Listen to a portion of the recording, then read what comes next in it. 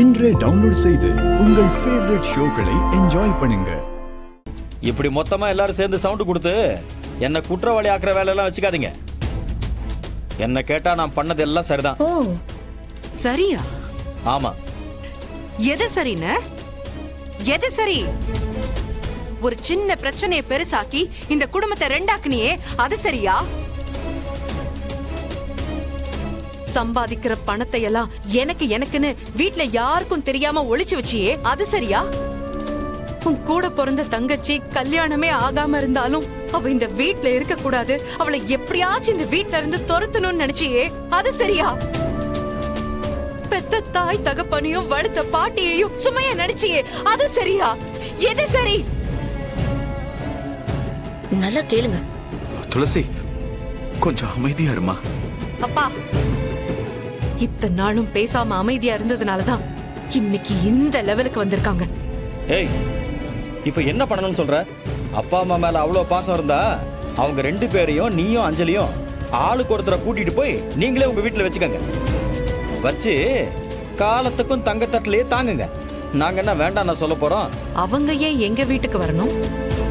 அவங்களுக்கு என்ன வீடு இல்லையா, வாசல் இல்லையா? உங்களுக்கு தான் ஒண்ணும் இல்ல. என்னது எங்களுக்கா?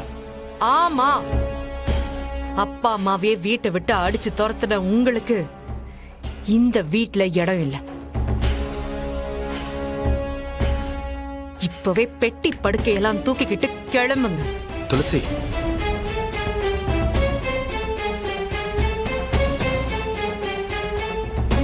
என்னது நாங்க வீட்டை விட்டு போகணுமா? ஆமா. ஏய் துளசி,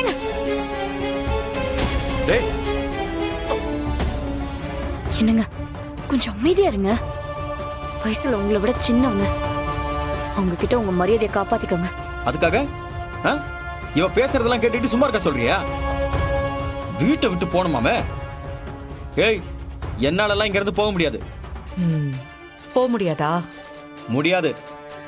அஞ்சலி, உள்ள போய் இவங்க ரெண்டு பேரோட திங்ஸ் எடுத்து வெளியே போடு. ஏய், எங்க போய் எடு பாப்பா, எடு. நானே எடுத்து போடுறேன். ஏய் துளசி, மரியாதையா சொன்னா கேட்டு நடந்துக்கணும். அதை விட்டுட்டு அராஜகம் பண்ணா இப்படிதான் செய்ய வேண்டியது வரும்.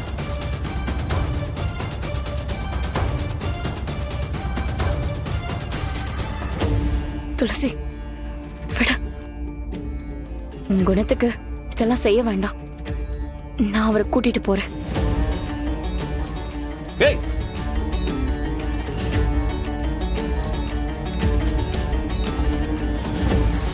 இன்னும் கொஞ்ச நாள்ல ஐயா மகனே, எங்களால இந்த குடும்பத்தை சமாளிக்க முடியல, எப்படியாவது திரும்பி வந்துருன்னு நீங்க ரெண்டு பேரும் என் கால்ல விழுந்து கெஞ்சல. என் பேர் ரகுவரன். அப்படியான அப்போ ஒரு நல்ல பேரா யோசிச்சு வச்சுக்கோ. ஏன்னா கண்டிப்பா நீ இந்த சவால்ல ஜெயிக்க போறதில்ல. முதல்ல கிளம்பு. பார்க்கலாம்.